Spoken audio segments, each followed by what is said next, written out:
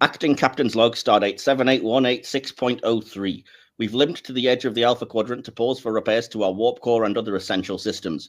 Still no sign of Vadik and the Shrike. Perhaps our return to Federation space has offered us a bit of a reprieve. So now we have a chance to focus on all the other pressing matters.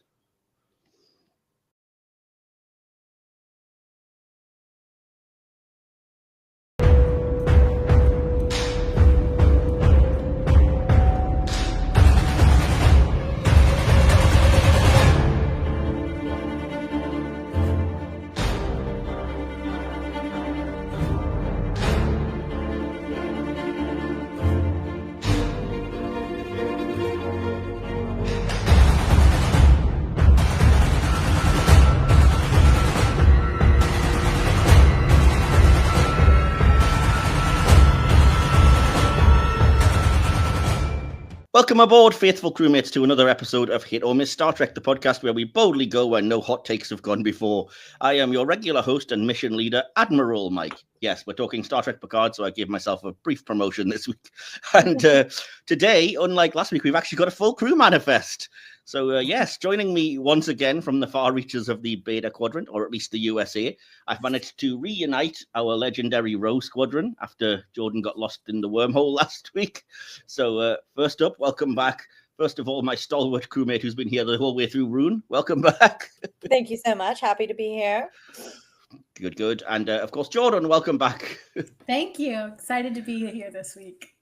Yes, I'm so sorry we ended up missing last week, despite you saying off air that you had a load of notes that we had already didn't get a chance to hear. So yeah, maybe if we ever do a revisit. I had a lot of thoughts, but had to make a trip to the Celestial Temple. It was fine. Did you find Cisco in there when you were kicking about? I can't talk about that, actually.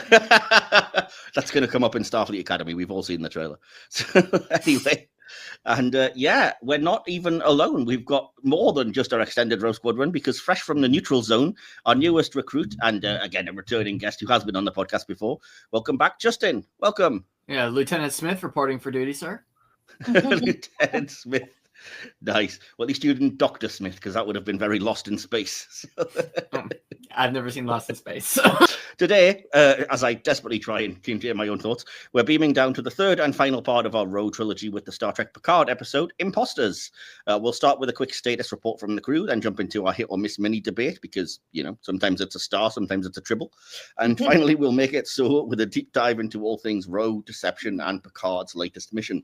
So strap in, set your phasers to chat, and let's get this voyage underway with hailing frequencies open. Hailing frequencies open, sir. So, because you're here, Justin, I know we've definitely had you on before, and we've asked about, you know, your history with Star Trek and what brought you to the franchise, your favorite things, etc. But I've been asking everybody that comes on this season, because we're dealing with Cardassian and Bajoran episodes, if there's anything that fits into that you wanted to shout out as being a particular favorite, whether it be an episode, a story arc, a character, so anything really Bajoran or Cardassian. I mean, where to start? I'm not sure. Like, I have a lot of things, honestly, just like popcorned into my brain already. Bajoran and Cardassian. So I think I'll just go through, maybe get the obvious out of the way that might make me sound basic, which is that there are 4 lights! Yes, chain of command will be coming up eventually. We are doing that episode. It's just we had to leave the best till last, so that'll be coming up in a few weeks' time, shall we say? Several weeks after this. But yeah, I had to give enough time to cover a big 2-parter like that one. But I think everybody loves that, don't they? Really? Yeah, so. Exactly. And I think it's worth mentioning that I'm actually in a room right now that does literally have 4 lights in its ceiling. That's brilliant. Yeah, which literally, like, that's not even meant to be. That's just how the room was designed. So it's just, you know, nice when things work out like that. Yeah, we'll talk about that when we get to it. But yeah, obvious. I mean, basic maybe, but good. So, anything else? I'll say maybe it's just because the time we live in, but I think of that meme of Shaq saying fighting fascism is a full-time job. Oh yes, and isn't it just? Yeah, Shax is great, actually. Oh yeah, no, Shax is great. Yeah. Shax is a great Bajoran. I'll give you credit for that. Yeah, for sure. Yeah, is that it? Yeah, I think those were just the, you know, I mean, because there's a very obviously Bajorans and Cardassians are very story, so we could be here all day, but those are just 2 that, you know, jump to my mind at that moment. Awesome. Fair enough. So yeah, I don't really have anything else to add because I don't really want to get too far into it. I will ask just very quickly, have we all kept up to date with Strange New Worlds, which is currently airing? Of course. I'm a little bit behind, but watching it. Yes. So, okay, I said no? I haven't watched any of this season yet. Why? What's keeping you away from it, Jordan? Well, I don't have Paramount Plus anymore. Okay, that's fair. Because of Reasons. their dealings with a certain wannabe dictator in the United States. Understandable. And yeah, I found that for both Lower Decks and Strange New Worlds, I enjoy it a lot more when I binge it. Okay. That makes sense week to week doesn't quite do it. I don't know what it is. It doesn't quite do it for me. And so I'm just kind of waiting to watch it elsewhere. Okay, fair enough. Yeah, that's where I'm at so far. Oh, that all makes a logical sense as long as you didn't just say I absolutely hate it and I hate all of you people who like it. I mean, I read between the lines a little bit. I'm just kidding. No, it's definitely not my favorite Star Trek, as you know, Mike. We've talked about this before. I believe the quote was, "I hate laughing and fun and comedy." So, yeah, it's not my favorite, so I don't feel like this pull to watch it, as soon as it comes out. Plus, I enjoy it better when I binge it. So, well, it's just occurred to me that I haven't asked you this because you haven't been on since the trailer came out. But what are your thoughts on Starfleet Academy since it's in the era of your? I can't wait. Any 32nd century has me so excited. Yeah, I'm very curious. I'm curious about it. But I'm very excited. It made my heart very happy to see 32nd century characters and ships, and I can't wait to see what they do with it. I don't know how I feel about the idea that the ship itself is just part of the Academy that undocks and flies into space. It just seems silly to me, especially when you have instant transporters. It just seems unnecessary. But yeah, anyway, that's such a weird ship nerd nitpick. But anyway, the rest of it looked great. Because Starfleet headquarters was also a ship, that's. Well, that was Federation headquarters, first of all. Oh, you're right. You're right. I misspoke. And secondly, it was at least still in space. It wasn't like it landed on a planet. But yeah, point taken. It's the 32nd century. Do what you want. But no, I love a lot of everything else I saw in the trailer. All the cool character descriptions and things of the new characters. And great, obviously, to see, Tig Notaro, Robert Picardo again. Yeah, finally saw a Klingon. Part of, a mixed race. Technically, we saw three because there was a half Klingon, half Jem'Hadar, and a half Klingon, half Tellarite in there as well. Right. Yeah. So that was exciting to see because I've been wondering where they are. Yeah, I can't wait for you guys to experience Gina Yashere because she's a British kind of comedian TV presenter who's been big over here for a long time, and she's the Klingon Jem'Hadar instructor in the show. And she's going to be great. So. Oh, she looked fierce too in those promo shots. Oh my word! I was like, I might have a new cosplay that I need to figure out. Oh wow! We'll see. Just pick a nice, easy one, why don't you? Well, I think I've told you my two dream cosplays. Not to go on and on with this. My two dream cosplays are Ariam and Laurel. So just add her to the list of complicated cosplays.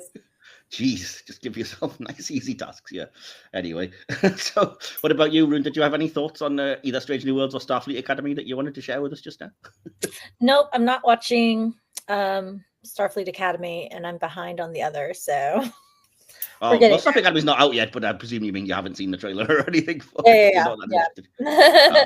Fair enough. Are you gonna not bother with it? Not your thing, or? Not really. No. Oh, okay, fair enough. Yeah. Well, there's enough of them for some people to drop off with the odd series or two.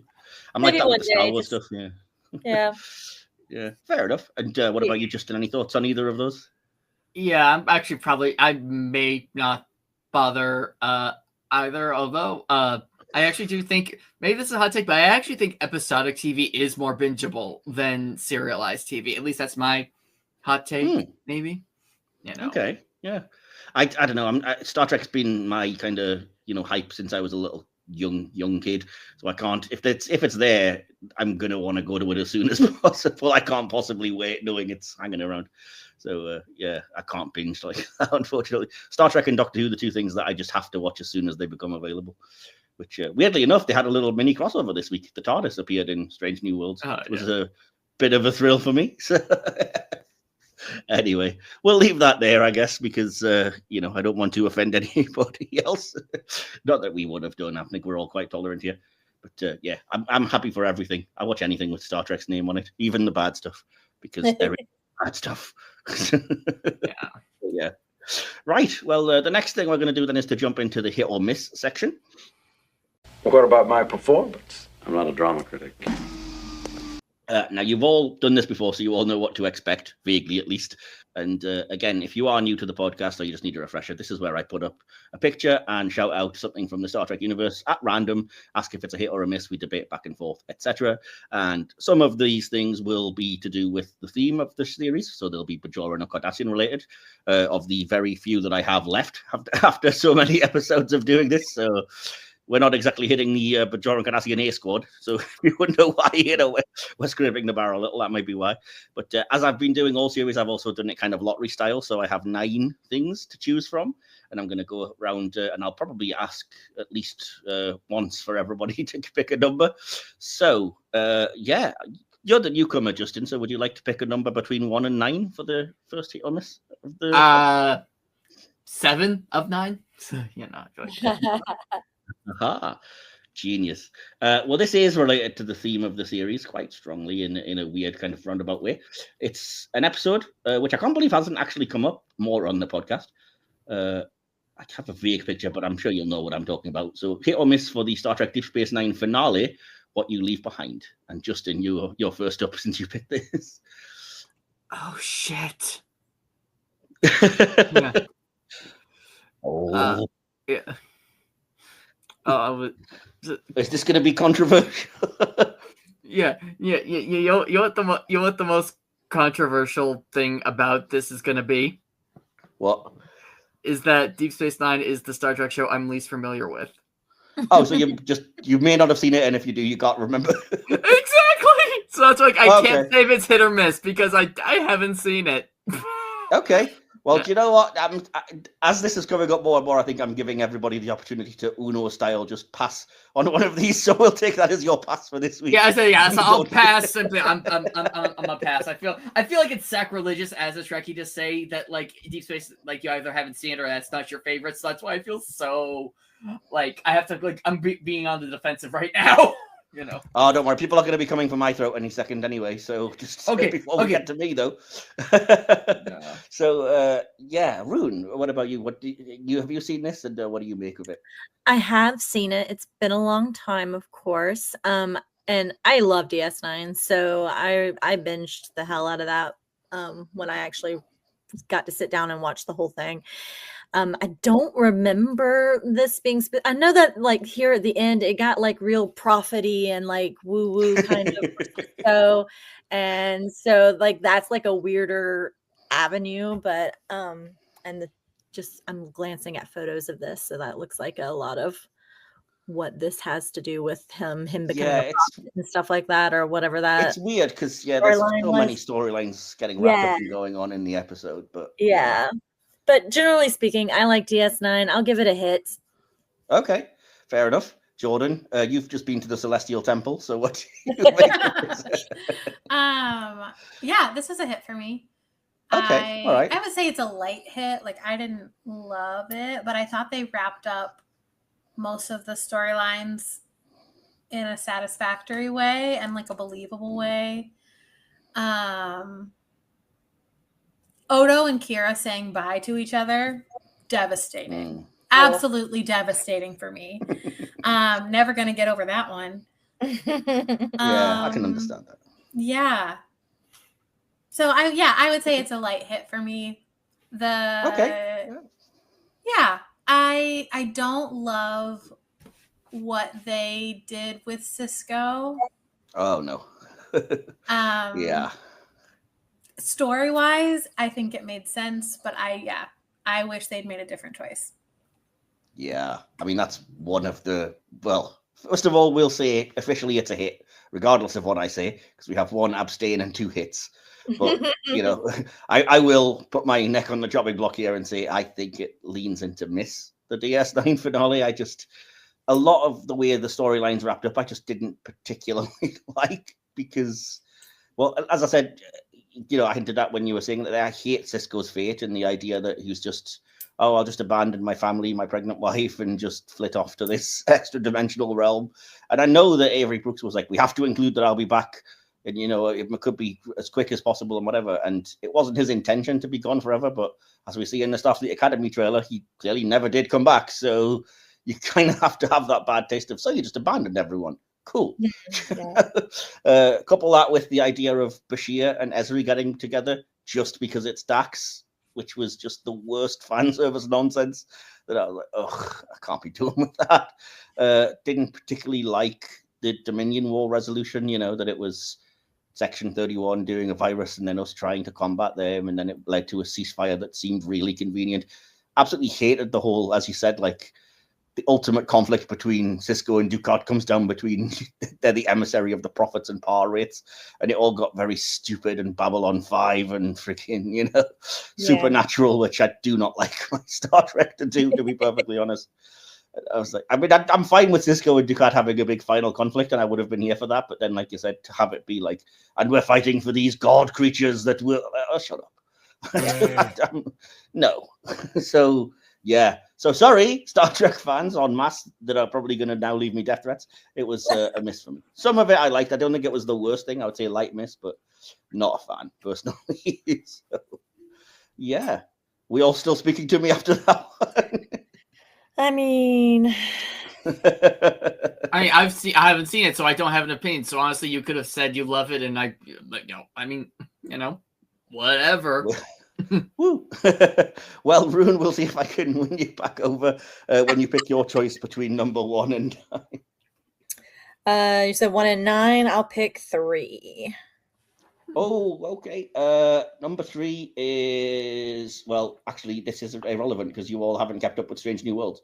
So I have. Well, just for me and Justin. Okay, go for it. You other two may have to mute. This could be a potential light spoiler. Well, number 3 is a ship. So hit or miss for the USS Adventure 20-1. I mean, you can give me what you think of the aesthetics if you like. Is she a feminist? Oh, I don't know about those colors, man. I don't know about those colors. Yeah.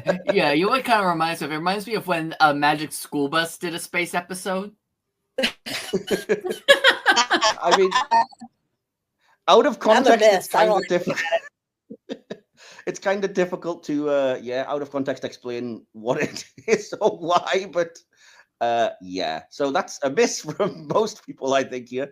Justin, you've seen the episode, so in context, what did you make of it without any heavy spoilers? Yeah, are we talking purely just like the design of the ship and whatnot?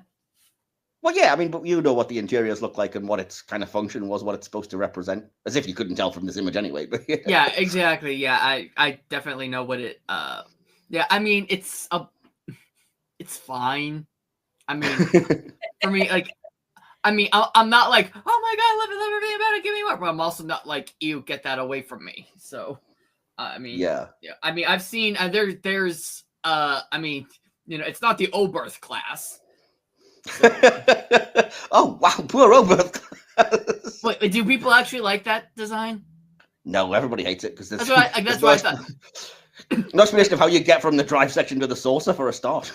Yeah, exactly. But this is my point exactly. Where it's better than that, but it's also not like, you know, Galaxy or Sovereign class. So no, well, it's not supposed to be part of the fleet in reality. I know, but even like I think from my taste, I feel like I've seen like what they're doing here. I feel like I've just seen it done better, and so okay. But also, the coloring is weird. You know what it also kind of reminds me of is Bruce Willis's Taxi in The Fifth Element.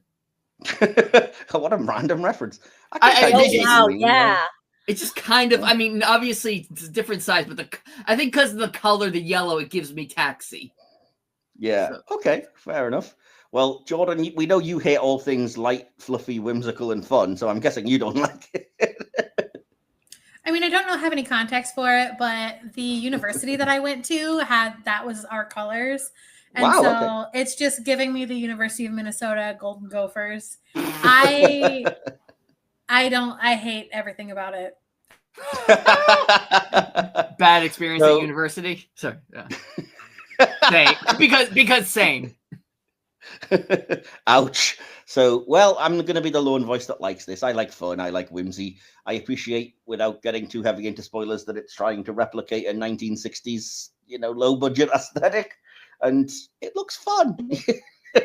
Yes, I don't know, but again, I'm kind of outvoted. I think we're going to have to say overall miss on that one. Yeah, I will say for overall for what it's doing, I like for what it's setting out to do. I like it, but just all out of all other contexts, it's just kind of like, I mean, it's not Captain Proton's rocket ship, to be fair. Exactly. Which is the same kind of thing, but better. Maybe if it was Captain Proton's rocket ship, I would have more warm feelings towards it. But unfortunately, that's already been that. Yeah, which is good. But we have covered that, definitely. That one I do remember covering on a previous episode. Oh, well. Jordan, would you like to pick a number between 1 and 9 and hope for better? Yeah, I'll pick number 2. Number 2 is another ship? No, I was gonna say, because last time I only picked ships. It's fine. It's fine. Would you like to pick again? No. Okay. Well, this is a ship that, well, I'm hoping you guys are familiar with. I assume you are, because you've all seen, I guess, Picard season 3. And it is from there, if I can find the image of it. Hit or miss for the Excelsior 2 class. And again, Jordan, you're up first. So would you like to give me your thoughts? And if you would like to, see what it looks like, it will be on screen in a second. There we go. Okay.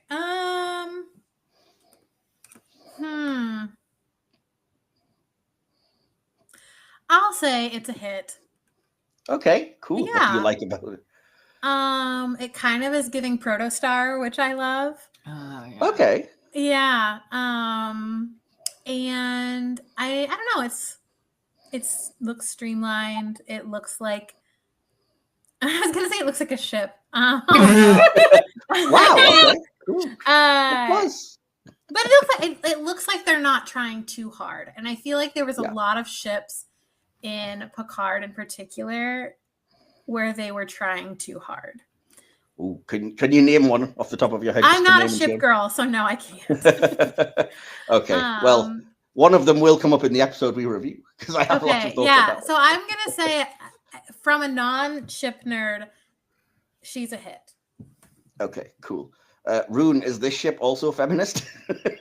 Yes, definitely a feminist. But no, I like this one. She tickles something in my brain that makes me happy. So yeah, I like the way her line. Not about as advanced as we can get, just tickle something in the brain. But no ship knowledge here. Well, that's fair enough. I mean, that's basically what I'm going for, Like asking me about cars. I don't know. Does she get me from A to B? Well, I presume the Excelsior 2 class, I'm guessing, would, yes, at warp right? 9.9 or whatever. So, yeah. What about you then, Justin? Thoughts on the Excelsior 2? Yeah, it's funny. I would say, like, as we've been talking about it and as I've had more time to look at it, I would actually say, yeah, it's a hit. I like the kind of more elongated oval shape of the saucer, and I like the, it blends the, like, tradition and also the modern. And the same, where, like, I don't know much about, I'm going purely off design. Like, I don't really, personally, when you say, like, speed or, going back to cars, horsepower, cylinder, I'm like, that means nothing to me. I'm like, just, does it look cool while it's going? That's my primary concern, because that's what I see. So yeah, same. Yeah. Yeah. So I like it purely off of that. It's like, a 23rd century design update for the 24th. So for that, it's a hit for me. Yes, I was going to say the same thing. This is going to be the first kind of universal beloved because, I think it's a hit. And I also like the way that it's a redesign of the Excelsior class that brings it up to date without, as you said, completely changing it to look unrecognizable. And there's just enough of kind of the, baby of an Excelsior and a Sovereign vibes without it going too much towards the Sovereign class, which I don't love. And I think it looks really cool. It's a great update. And what else can you say? I like that they left it quite smooth in places without over designing it, which again, we've kind of already touched on. So yeah, massive hit, I think, overall for everyone here. Right. Well, I tell you what, since you ended up with something really rubbish, Rune, we'll come back to you first. Did you want to pick another number between 1 and Let's do 5. 5 is a character. I don't know if you would say related to this theme or not. I suppose kind of tangentially. Hit or miss for the Deep Space Nine character of Michael Eddington. Michael Eddington. If you need me to jog your memory, I can do, but there will be spoilers for DS9 if anybody hasn't seen it. Pass. Come on, guys. It's been decades. Well, Michael Eddington was the guy who was assigned as the Starfleet security officer at the start of season 3 when the Dominion War kicked off because they weren't sure of Odo's loyalties, etc. In the end, he basically betrayed them and joined the Maquis and then became the kind of the foil to Cisco. They became the kind of Javert and Inspector or whatever from their base and had that kind of rivalry going on. He looked awfully shifty. I mean, rubbish first name, clearly, but right, obviously. Yeah, we're gonna go with a miss for this guy. Okay, so can you remember any of the storyline, or is this just literally am I jogging your memory at all? I have a very vague memory of the security switching over during that season. Yeah, but yeah. And his face is like I'm pulling a little bit of it, but not a whole lot. So it's vibes. I thought this was one of the better, more impactful DS9 storylines because it was quite a surprise when he kind of joined the Maquis. And I think he briefly got Cassidy Yates arrested as well for helping the Maquis. But yeah, anyway. So Justin, I'm guessing nothing from you whatsoever. Like I said, pass. I mean, but I will say he does kind of look like the Starfleet officer that came with the frame.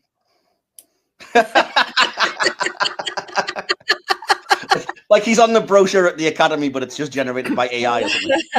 No, exactly. Like they needed like just a guy with a phaser, and then it's like, hey, you can if you want, you're into security, you can do that. Here's a guy doing that, and to kind of make potential people who are into Starfleet security tilt their head and be like, oh, well, that vaguely looks like something I might do. Maybe I'll take one academy course as I major in, xenobiology or something like that. I don't know.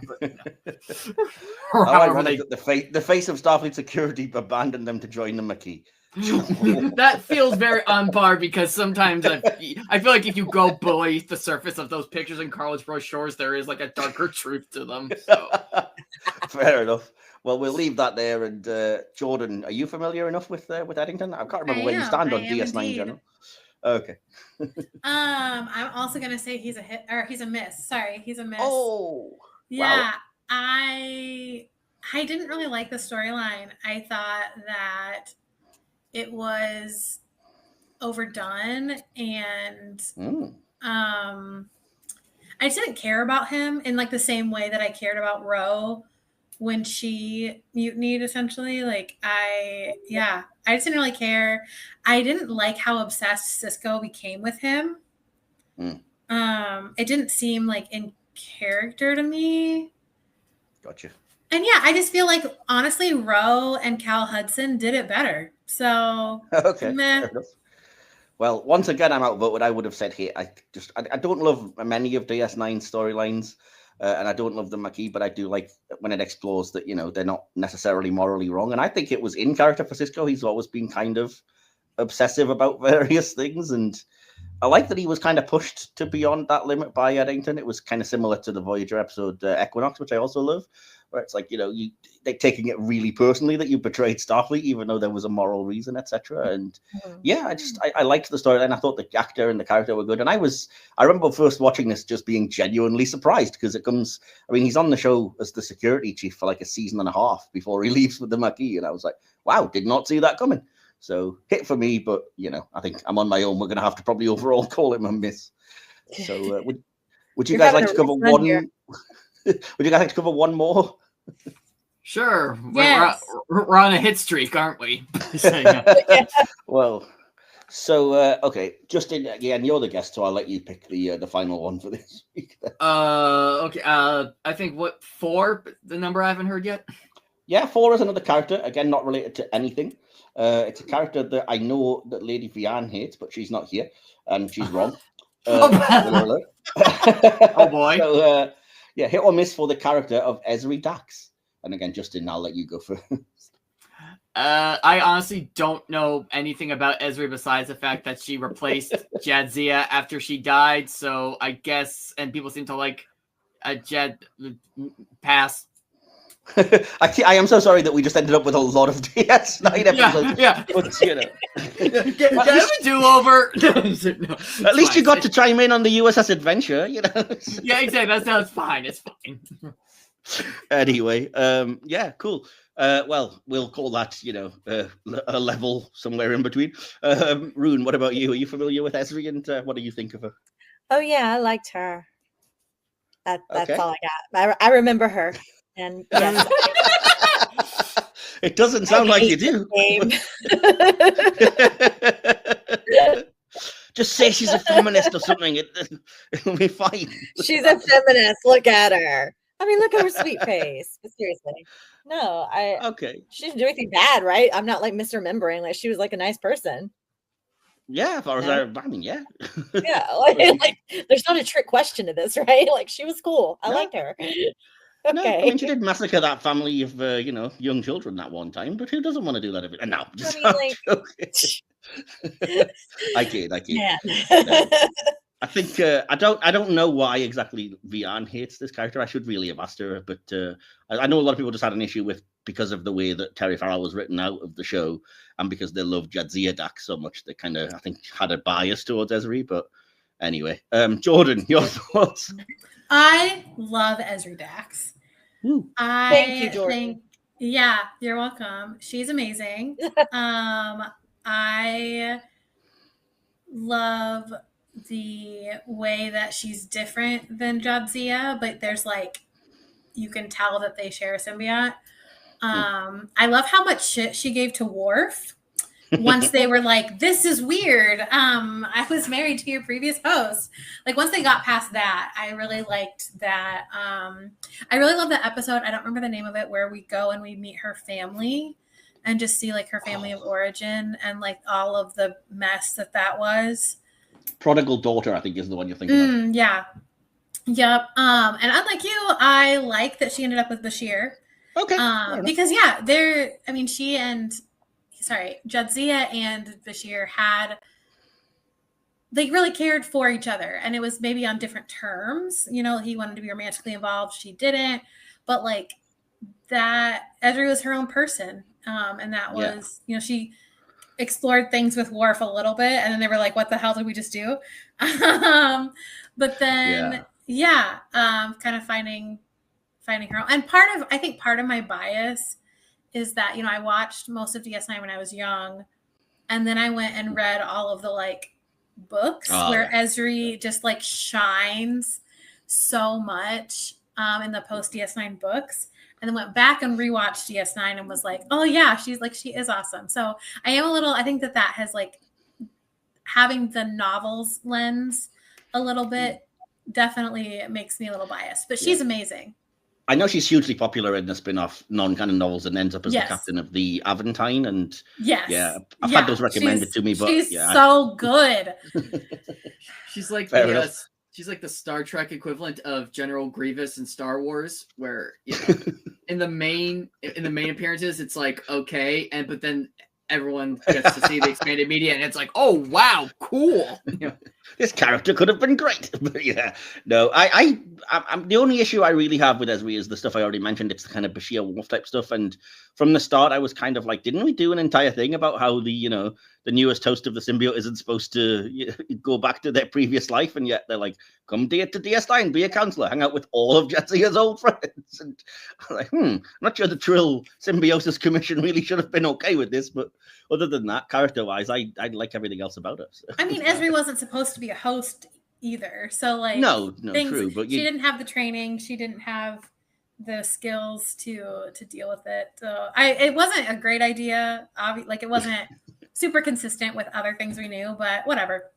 Yeah. But no, other than that, I think Nicole Topol's a great actress and a really lovely person from all accounts, from what I've seen of behind the scenes type stuff and the few conversations I had on former Twitter before it went neo-Nazi. She seemed nice. And again, I liked that Ezri was different. I love Jadzia, don't get me wrong, but I like that Ezri was the opposite. Jadzia was confident, brash, answer to every problem. And Ezri was kind of shy and retiring and unsure of herself, but equally brilliant. And like you said, there was also something in the whole wasn't supposed to be a host and so had to learn it on the fly that I liked. And as you said, for one season, we learned a lot. I liked that episode with her family as well, with her kind of criminal brother and the being a bit sort of estranged from her family, and the episode where she has to deal with the murderous one host, to come on and be her Hannibal Lecter and help her catch a killer and stuff. And I love that episode. Yeah. So I say hit. So I'm going to say overall hit because we've got like one unsure hit, one I don't know either way, and 2 hits. So I'm going to say hit overall, and probably wrap things up there for now because I daresn't go any further for fear that I've just got anything else from DS9 just to annoy Justin mainly. But yeah, there aren't any I did rewatch this episode in preparation. There weren't any DS9 references that I missed, right? Because it's so this might. It heavily involves the changelings. So. I know the changelings are in DS9, and I know that, and but so yeah, maybe I'll just maybe this will be Fair one enough. of the where I will be I will be like the Ezri of this episode. I'll just kind of be I'll only appear sporadically, like maybe towards the end, that sort of thing. Well, I have lots of questions and stuff, so apologies if it comes off a little bit Riddler-esque, but there's lots to sort of pass in this episode, and I had some things to discuss and analyze, and hopefully we won't go on too long. But yeah, with hit or miss in the rear view of the aft nacelles, we'll switch over to begin our analysis. Spark. Analysis. Which, as I mentioned, is the Star Trek Picard episode Imposters, the surprise return after 30 years of Laren. I'll be honest, I thought the character was just killed off screen. I assumed that because the Maquis had been wiped out when the Cardassians joined the Dominion, and etc. and so forth. So I was very surprised when the character turned up, and I wasn't spoiled either, which is rare, especially in this day and age. So yeah, it kind of... Yeah, but I'll get into it, but I didn't know I needed this, and it turns out I probably did. So we'll get a little bit into that. But before we switch to, we'll start with my poetry first of all. But before we do that, just quick first impressions, the same from you guys. Were you also equally unspoiled, and how did you react when you saw this episode? Mainly, obviously, focusing on the Rose stuff rather than the continuing plot. And Rune, I'll come to you first because you're my favorite. So as you were here the whole time. We're picking favorites now. It's a trauma bond, isn't it? Basically, yeah.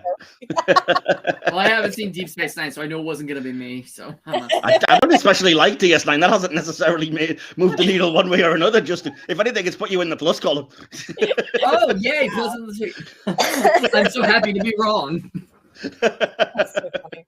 So yeah, Rune, initial thoughts on this episode. I didn't have anything spoiled. Even rewatching it this morning was like, what's going to happen next? How bad is your memory? It's so bad. I legitimately have a lot of trauma, and that affects memory. So, but I have watched it. I remember watching it. I really need to rewatch everything apparently, but no, I really was like, what's going to happen next? And like I said, I've got 4 minutes left of the episode, and I'm like, but I want to finish it, so I'll finish it after this episode. There isn't really much left on from what you said. I think it mainly is that 4 minutes. I think is mainly credits. There's only that scene with Jack, like we mentioned, and I think that is the end. Yes, but I want to see it. It is so well shot. Yeah. Okay. Well, that's cool. Well, so it's probably has it made you want to go back and watch all of season 3 of Picard? It really has. Yeah, it's a bit weird because I wanted to include it because it obviously is the end of Rose's story, and it's the big comeback, and it's a surprise. But it also is very much the middle chapter of one story, and I'm kind of having to navigate around that. So I was concerned that it would be like, well, I didn't understand or whatever. But yeah, if it's made you want to go back and watch it, at least that's a good thing, I suppose. Yeah. Fair enough. So what about you then? Sorry. What about you, Jordan? What did you make of this on first? If you can remember first viewing. Yeah, I don't remember having the Roe appearance spoiled for me, but I remember not being completely shocked. It was in like the realm of speculation in my circle. Oh, I totally missed that. Okay. Yeah, and so we were speculating about everything, but Shout out to Science Blue on, I guess, Punk on Bus, as he goes by now. Oh, yeah, cool. Yeah, on Mastodon. He, I feel like he maybe called it or like was speculating about it. I don't quite remember. I feel like he like predicted all of Picard season 3 like eerily accurately. But yeah, I remember it not being spoiled, but I wasn't shocked. I remember being frustrated by it. I did not like Picard season 3 in general, as I think we talked about before. I know you're not alone, yeah. So. Yeah, as someone who's a huge Laren fan, I was like, I didn't love this episode. Oh, we're going to very strongly disagree. Yeah, for most of this we will. So, yeah, that was my initial thoughts. Okay, fair enough. I can't believe that anyone was speculating that much and had predicted this. This was the one thing that I had no clue. It came out of absolutely nowhere. It was the last thing I expected. A lot of the other stuff I was kind of like, well, actually, that's a lie. I had no clue the Enterprise D was going to appear either and wouldn't have predicted that for that matter. Yeah, spoilers if you haven't seen Picard season 3, by the way, but it's years old at this point. I'm sure you've all seen the pictures and the publicity. So, Justin, what about you? What did you make of this on first viewing? Similarly, where I don't remember being I don't remember having it spoiled for me, but I also don't remember being surprised. I think honestly the thing that surprised me more than anything is that I know Michelle Forbes had turned down the opportunity to be in Deep Space Nine. So we talked about that at length because she was supposed to be the Kira role. Yeah, exactly. So we're on Deep Space Nine again. But anyway, so I was more surprised that Michelle Forbes was like willing to return to the role and I should have said, because again, you guys won't have heard because it hasn't gone out yet, and Jordan, you weren't here for the conversation, unfortunately. But yeah, myself and Rune kind of got the sense that in the episode Preemptive Strike, Michelle Forbes really just didn't want to be there. A lot of her acting in that episode is just like, contractual obligation, So, and again, I knew that she wasn't particularly on good terms because she turned down the kind of series regular role on DS9 and stuff. So that was one of the many reasons that I was like, surely not. It would never happen. But yeah. Just quickly then, did you get that sense from Preemptive Strike, Jordan, or was that just me and Rune? Maybe. I mean, I don't know. I didn't get the sense that she didn't want to be there. I thought that Preemptive Strike was poorly written. I agree. I feel like she was doing the best with what she was given, but she was given a really gross episode. Yeah, it was. Yeah, I had multiple problems with it. You'll hear when we get to the episode, but we're not reviewing that one. But yeah, I'm pleased in a way that you said that, because if you'd said I thought it was brilliantly written, we'd have had to disagree. Because cliche ridden, terrible, out of character stuff, but no, I think we also did sense that she just seemed either bored or phoning it in for a majority. Other than one scene, we did like one scene, but I'll leave you to discover that for yourselves or just imagine. So, anyway, so yeah, right. Before we get fully into my BTS and then discussing the episode, I have, as I have been doing for the last couple of seasons, done my Poetry Corner, ripped off wholesale, with great thanks to Garrett Wong and Robbie McNeil on the Delta Flyers podcast. Not that they'll ever hear this, but just in case they ever do, I'm crediting you. Don't sue me. So, so yeah, I always come up with a limerick and a haiku that sums up the episode in question. And I'm just going to read them because why not? So I always start with my limerick because that seems to be everybody's favorite. Are we all ready to hear this? Yeah. It's not fresh in my mind because I wrote this about a week and a half ago when I wrote this episode. But here goes the limerick then for Imposters, the Picard episode. Starfleet's here to assess a new threat with an officer we've already met. Can these lingering hurt feelings give way to overdue healing and address 30 years of regret? Oh, Mike, that was good. Yeah, see, that was nice. Yeah, I mean, when I'm passionate about the episode, it tends to be good ones. Cool. And with that, then the haiku that I've also done for this, a little bit more difficult, probably less emotional, but I went with Roe versus Changelings, much needed Picard closure, an epic goodbye? ? Ooh, very nice. Okay. Yeah. Cool. Well, I'm glad everyone likes those. I like to read them out because I know they've got a few of the listeners will enjoy them, and I am putting them all in, saving them in a file to maybe do a book one day of just random stuff. I expect an autographed copy when I order it, though. I put it on my coffee table. Right? Awesome. Cool. It's just that they're going to be such random episodes because we don't cover them in any kind of particular order. So people are going to look at it and be like, Klingon episodes, then Borg episodes, then Bajorans? What the heck? I think that's what the editors and the publishers help you work out. Maybe. It could be like a game. It could be a game book where they have to figure out what episode you're talking about. Oh, Yeah. we just figure out the Answer key link. in the back. Yes. Awesome. A fun little game for Trekkies to play, put down the Christmas stocking. Right. If it goes in the bathroom, it's a bathroom book. Oh, that's it. Nice. Yeah. Oh yeah, it's going to definitely be a bathroom book. Just light reading. But, anyway, I may never get around to it, but I do want to. But yeah, right. With that again out of the way, I'm going to move to my behind the scenes because I have a little bit of information about this episode, which hopefully will be of interest. And again, if you guys want to, dispute anything, add thoughts on anything, just feel free to interrupt. But it's not that long this week. So first of all, I'll dive in and say that obviously Michelle Forbes reprises her role of Laren after last portraying the character on screen in the aforementioned penultimate episode of Next Generation, Preemptive Strike, a gap of almost 30 years. The events of that episode and her debut ensign role are discussed heavily in this episode. The USS Titan is shown being repaired at the beginning of the episode, though it was difficult to make out what was doing the repairs. The Picard VFX artist Rommel S. Calderon confirmed that they were in fact being repaired by dots, something that I know Jordan will appreciate. So it does make it the first time those robots have been seen outside Discovery and short treks.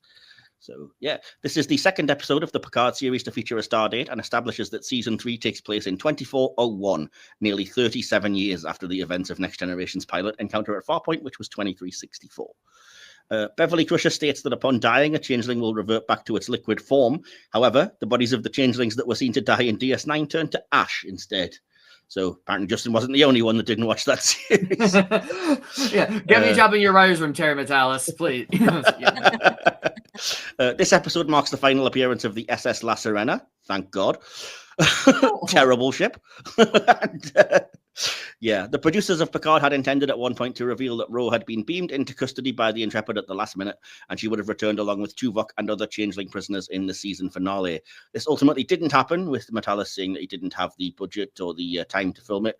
But personally, I still want to believe that it's true and she survived, and I won't hear otherwise. So,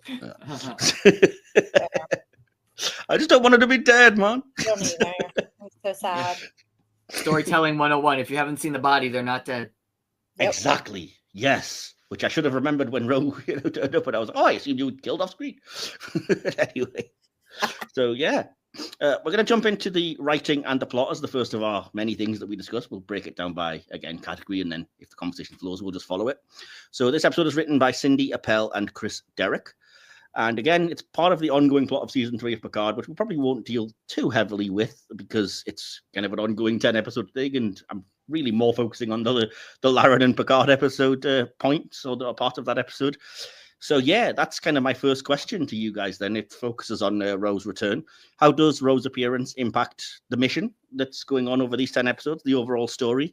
And does the episode do justice to her legacy as you understand it from Next Gen and just in general? And because I know you have your own very strong opinions on this, Jordan, I think we'll throw this to you first. Where to begin? First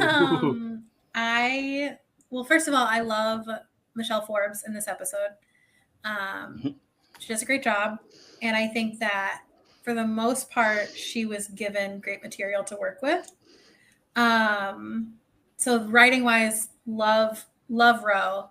It seems contrived to have her there. But I mean, Season 3 of Picard was contrived as right. Exactly. Ways. So that's par for the course. Again, the Enterprise D turns up at the end of the series. So. It did seem in character for her, like when she says, like, yeah, after years with the Maquis, I turned myself in to Starfleet. That jives with what I believe her character would do. I can't stand Picard in this episode. I can't disagree more. I can't stand him in most of the season, so maybe I'm biased, but I can't stand him in this episode, and I think a lot of that stems from how much I can't stand him in Preemptive Strike. His relationship with Ro Laren in general just grosses me out. And so oh, you really should have been here last week. Yeah. And so I'm like, it's been 30 some years. Like, he just needs to grow up. I feel like he's being a huge baby. His honor or his pride or whatever is wounded because he tried to be this like weird dad to her, this woman who had daddy, like not daddy issues, but like dad, like trauma. Yeah. And then she didn't do exactly what he wanted her to do. And he got mad about it. And he's throwing a fit 3 decades later. But anyway. Isn't the point, sorry to jump in because I kind of would love to know your thoughts on this. So again, I'm not being deliberately combative, but isn't the point that he kind of is framed as being wrong in that opinion and he changes his mind at the end? Well, okay, so yes and no. Like, I'm fine if that's what they were trying to do. But like, if that's what they were trying to do, that's fine. But I feel like Picard season 3 in general is just this like worship of the TNG cast. And like, I don't know. I also, there's a lot of like in the details that I could say, like the fact that they killed off Ro at the end. She's not dead. Just like, it seems like they killed off Ro in the end. She's not dead. I said it seems like. It appears that she died at the end, but she might not be. I'm sorry, I'm only joking. No, it's just like, okay, like this strong woman who disobeyed Picard is now dead. Like, I don't know. It just feels really gross to me. It seems, because I personally would call a lot of what Picard did in Preemptive Strike grooming with Ro. And so it seems like, I don't know. It just is not, I don't know that it's redemptive or like, I don't know that it's redeemable for me. So like him being like, oh, I changed my mind. Like, I don't think it was enough. And I think I get extra pissed when like Riker helps him. Picard doesn't do a damn thing himself. Oh my gosh. Riker like opens her earring that she gave him, and then all of her research is there. And then he gets to just like not have done any work and have this handed to him, which is such a like white man thing. So just to like, I'm just gonna, okay, anyway, I'm gonna stop now. I can keep going, but that's my thought, Mike, since you let me go first. That's a stretch, but I will say it's not Ro that did the work either. It was Raffi and Worf. Sadly, that is actually 2 people of color. So okay, fine. A white passing woman takes the research of people of color and then passes it to a white man. I don't think that's the point of it though. The point of it more is to do with, you know, the idea of Starfleet intelligence and the spy craft, and it kind of, for me, that was a kind of nice, clever way of, without feeling overly forced, reintroducing kind of Raffi and Worf to the crew and to the storyline of the season, because like you say, so much of the season just feels like either convenience or just such a stretch. And you know, I forgive it in that one instance when it comes to the Enterprise D, even though it is absolutely ludicrous that a destroyed ship would and I've just rebuilt it. Like, why? Why were you allowed?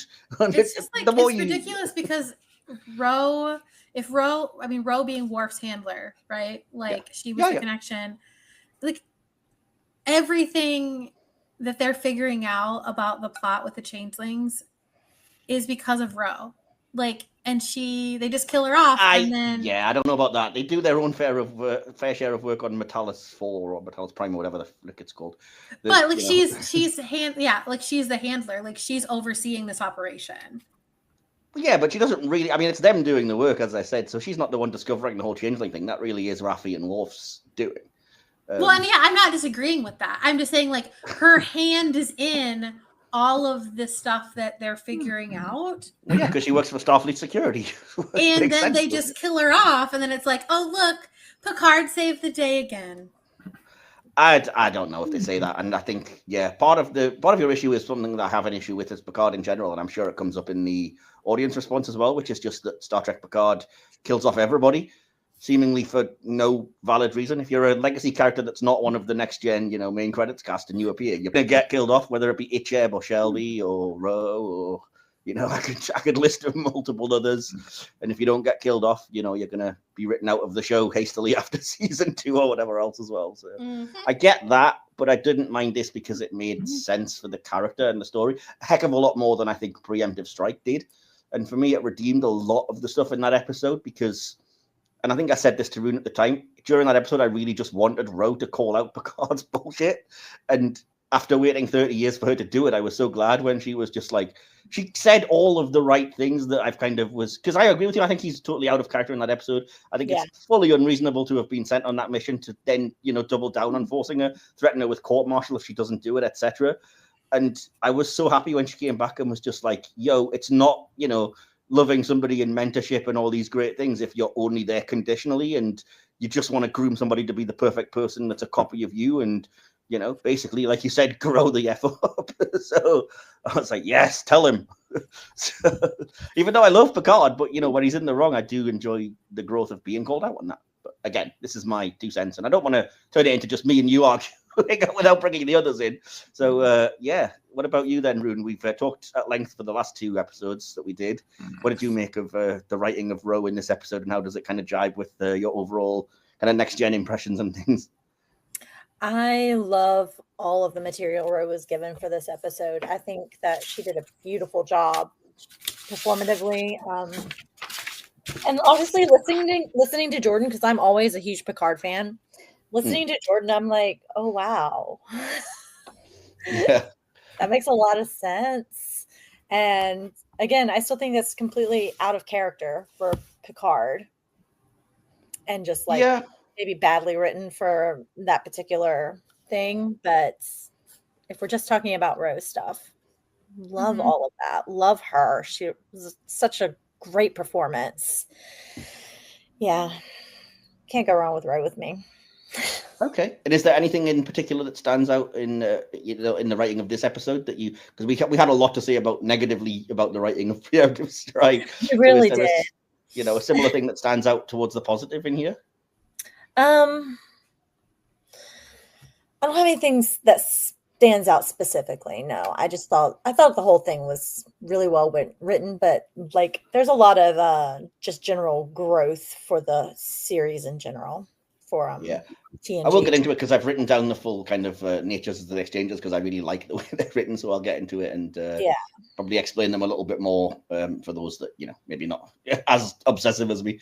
But first I'll come to you then, Justin, and ask what you made of Ro in this episode. And again, overall, we don't know your thoughts overall because you haven't been on the other. So what do you like the character for a start? If you don't, it's kind of redundant. And what did you make of her appearance here? Yeah, I mean, I'll be, you know, very honest, I'm personally kind of like neutral on the character of Ro as a whole. I'm not saying I don't hate her by any means, but I wasn't like, oh my god. But I will say that, you know, her, you know, fate was, I mean, you know, her supposed fate was.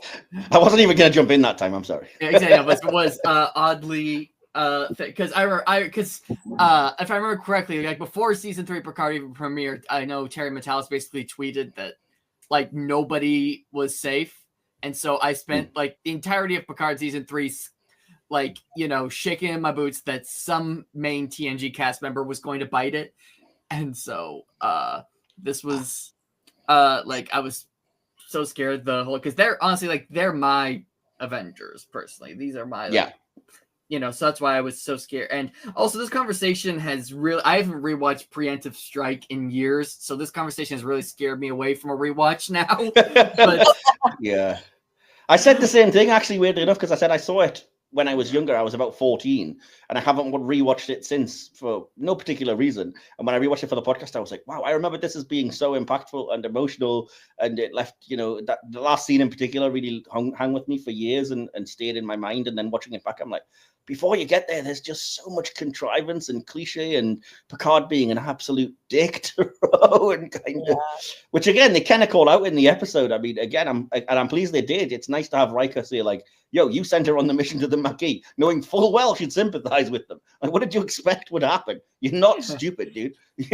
So, yeah, exactly. But something else I was going to say is I feel like given that we have had literally 30 years without Laren. I think we could have easily have had like a whole season of like catching up, and so I was both amazed and impressed, and that like it's we like that we didn't.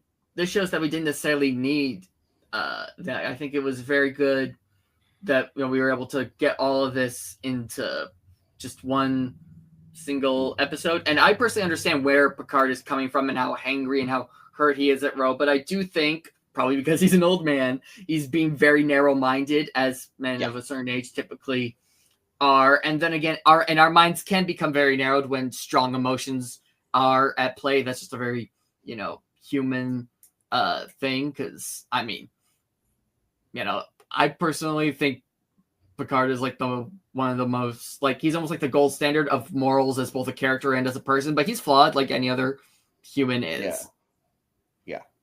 Yeah, I agree. And I think this episode, again, without just wanting to sound like I'm disagreeing with Jordan too much, I think this episode does a lot more to justify Picard's kind of feelings than Preemptive Strike did, even though that I thought it was very effective the way that only, the only thing we see at the end of that episode is him just rigidly kind of staring still, with betrayal about it. But I like that it gets into this and it kind of explains, he thinks it's just because he rigidly wants to think of this institution as completely, there's no leeway there. You've got to be loyal to Starfleet. It's all there when he says like, you used to wear your earring. Is that just another institution you've turned your back on?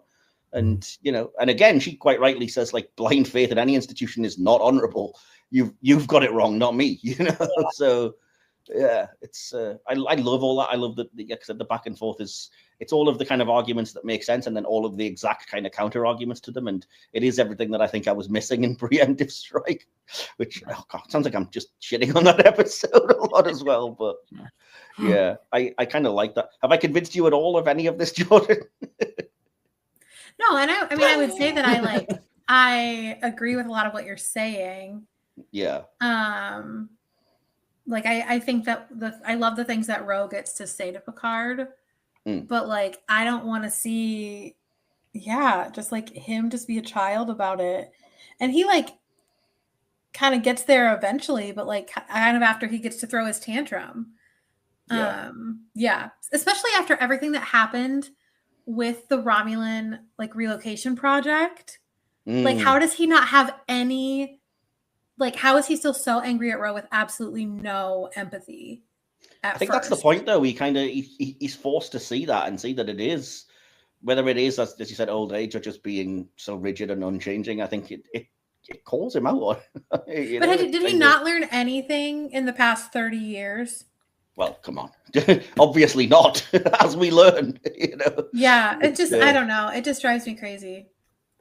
I get what you mean, but yeah, I mean, we're all guilty of that. I think we all have our blind spots, and Ro didn't really have that to throw back in his face because she wasn't aware of any of that or all of that kind of backstory. Though we can obviously say it, and I understand your point there. But yeah, no, I'm just trying to think what I've got written down here. So yeah, I mean, Ro saying, what you've got no idea what it was like living under your relentless judgment. Again, it's so good that somebody finally said that, and.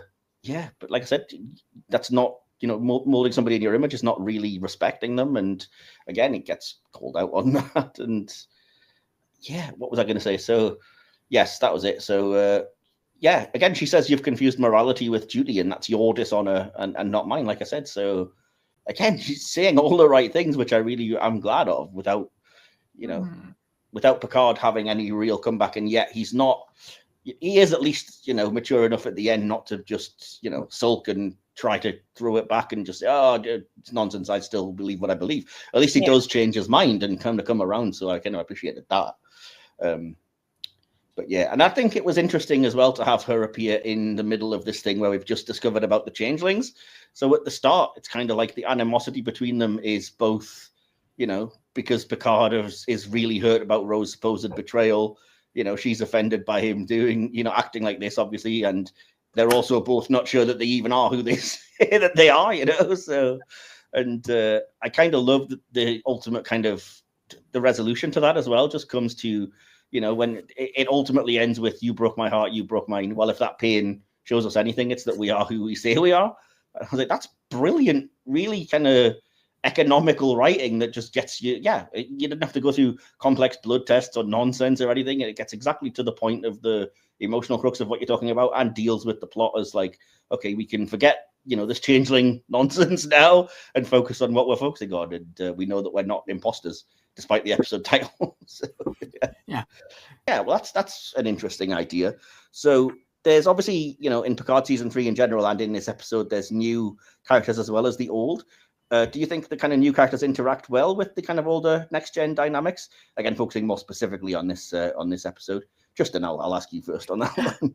Yeah, I mean, yeah, definitely. But I want to say, one thing about the writing before we go on is, for one thing, definitely, I do agree that I like there was a nice way like building that mistrust in Ro and like the whole especially like in the holodeck. Like I did like it was a great way to both provide character introspection while also making sure you're right, it was very economically designed writing. And also I think it's funny, Picard chastises Ro for putting for doing what she thought was morally right above her duty, but Picard's one to talk. I mean, the whole Baku situation. Yeah. So it's like, which is called out in the episode by Shaw, actually. Yeah, good point. Yeah. So I'm like, it's like your hands aren't clean here either, Jean-Luc. You've neglected your duties to Starfleet and never what you thought was right. But anyway, but back to like Jordan says, he's always doing that. You look at Insurrection, you look at the whole Romulan thing where he quit Starfleet because they didn't think they were honorable. It's like, you literally did what you accused her of. You left Starfleet because you were in a huff about, they weren't being honorable. And that's what I've always loved about Picard as a character, as a person, is, again, for him, it's been what's been morally right comes first, and then duty and the rule book comes second, and that sort of thing. So I agree, but I think that's why he was inconsistent in the way he treated Rowan in Preemptive Strike, when it's like, no, duty above all. It's like, shut up. Yeah, that's not that character at all. Yeah, exactly. But anyway, but back to your original question, is that I appreciated seeing especially as somebody who would be theoretically part of this next generation that would be in Legacy. I liked seeing how they interacted, especially whether it was between Worf and Raffi or I love Worf and Raffi together. They work so well. Yeah, no, I could hardly think of a better character for Worf to bounce off of. It couldn't have written a better character for him to have. I would watch that spin-off series. I'd watch the Starfleet Intelligence spin-off that's just led by Michael Dorn and Michelle Hurd. Wolf and Raffi. Yeah. Sorry, Justin. Yeah, no, exactly. But I was just gonna say, I did like that a lot, and while maybe not necessarily part of the new Legacy, so to speak, I did like the Vulcan crime lord in this, and where. Oh, I didn't. Okay. Well, let me. The two things I did like about it is, for one thing, is that I like it that when it shows that not every Vulcan is just dedicated to logic in the same way. I think it adds nice little wrinkles and textures to their culture and their species, for one thing, and to make them so uniform and all the same.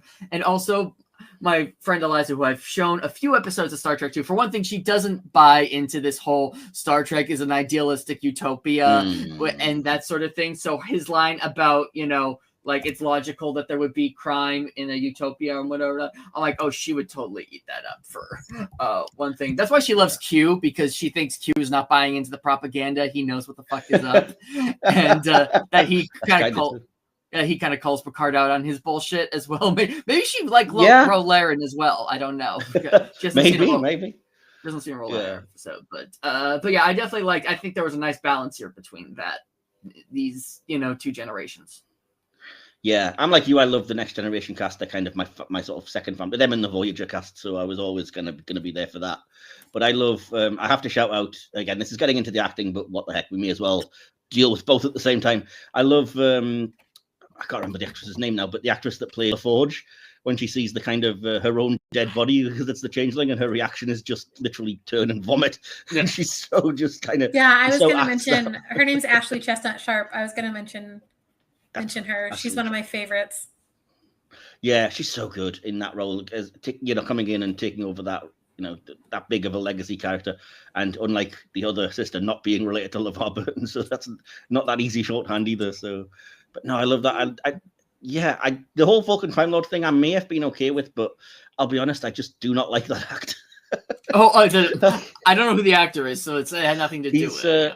He's an actor called Kirk Acevedo, and he was in at least one season of Arrow, which I watched because I'm a huge comic book nerd as well. And I thought he was terrible in that as well. I just think he's not a particularly good actor. And he just, I mean, when you're playing a Vulcan, it's kind of fine to be a little bit flat, I guess, anyway. So he kind of gets away with it. But I just think whenever I see him, I'm just like, dude, you can't act. And it's so obvious. There's so many times in season 3 when I'm just like, oh, it's one of Terry Metalis' friends. And it bugs me every single time. It's the same when Aaron Stanford turns up as the Ferengi crime lord. And I'm like, oh, great, it's one of Terry Metalis' friends. I wonder how you got cast. Welcome to showbiz. It's not what you know, it's who you know.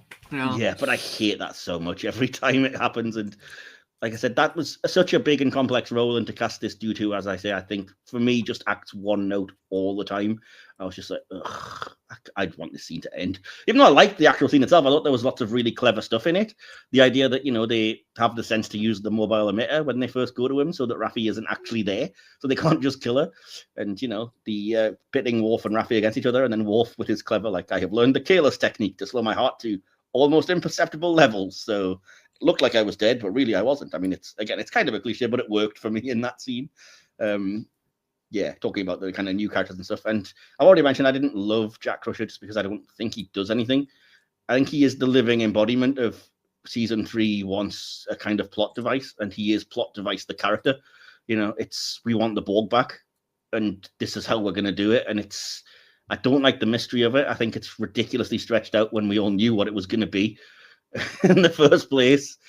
So anytime he's doing that, how am I mind controlling them? Why am I seeing these red vines and things? I'm just like, ugh, I know where this is going and I hate it. So I really wasn't on board for him. But yeah, the rest of and I love, like most of the rest of the world, I love Shaw. Todd Stashwick as Shaw. I think he's great, even though he's very anti the kind of characters that I love, because it's the dry wit. It's the kind of, No, that's another one we disagree on. I can't stand Shaw. Okay. I will say I did not think, and this was kind of the point, I think, when it comes to Shaw, is that I hated him so much in that first episode because he was giving them such shit. I was like, but obviously, I think that was kind of the point eventually, is that, when he kind of shows, why he feels the way he does and his attitude and whatnot, and then it's like, oh, and I was like, but there was still a bit of that. I will admit, I wasn't fully like, oh, you've won my heart, but I was like, I had that grudging respect for him. Yeah.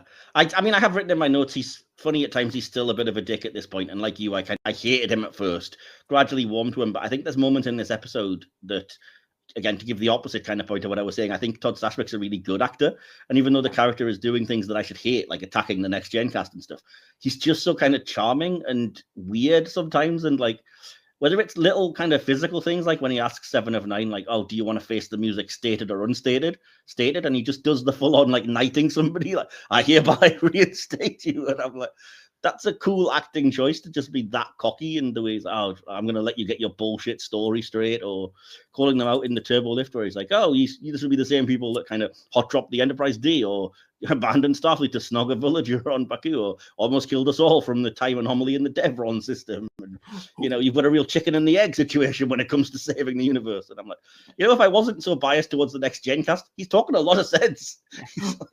He's got a point. Yeah, maybe I'm being very nitpicky in this. I thought Picard was the only one who knew about the whole Devron system thing because of that episode's never really made a lot of sense anyway. Okay, I thought that was the whole thing. It's I'm the only one who remembers anything from this experience or something like that. But I don't know. I was like, I thought, how'd that get out? I that may be the case, but I hand waved it away. I think it's just oh well. But you can assume that Picard made a log and explained it all. Maybe are those publicly available? I thought. He's a captain, sure. He would do this research, I guess. But no, I didn't. The main thing I hated about him was the way he treated 7 of 9. But at least, thank God, he came around in the end and didn't dead name her at the end of the season, which I was like, oh, dude, come on. Yeah. So yeah, but no, I mean, Jordan, because we've kind of again steamrolled you. What your thoughts on the kind of new characters, the way they interact with the legacies? Yeah, we already mentioned Sydney LaForge. I really love her. I love her interactions. I don't love the like weird romance that happens with Jack because I don't like Jack either. Thank but you. I mean, I like Jack okay. Like I think he's as a character is like you said, he's just a plot device. It bugs me that his age doesn't make sense either. And I know that's such a stupid, nerdy nitpick, but it just, no. It really pisses me off. Like, he can only be 21, and he's clearly not. And he's like, no, I'm 26. And I'm like, you're not. It doesn't make sense. Yeah, I wish we got more of the bridge crew because I really like them. Yes, actually, and I want to know way more about them. Tavid was such an interesting character, and they killed her off. I can't believe that. She was so intriguing. The whole Vulcan Delton thing is like that would have been so those are kind of my main thoughts about that. I don't like Shaw at all, and I don't think his character was redeemed. The way he treated Seven, the way he spoke to Seven, I don't think that was redeemed. He did. I did enjoy, as someone who is very frustrated with Picard in general in the series, in the season 3, I did appreciate some of his quips to Picard specifically. So I enjoyed that. And I do love, like, Todd Stashwick does a great job. But I just, I can't stand Shaw, and he was not redeemed in my eyes. I can understand that. That's not something I would necessarily push back against too heavily with you, because I can see where you're coming from.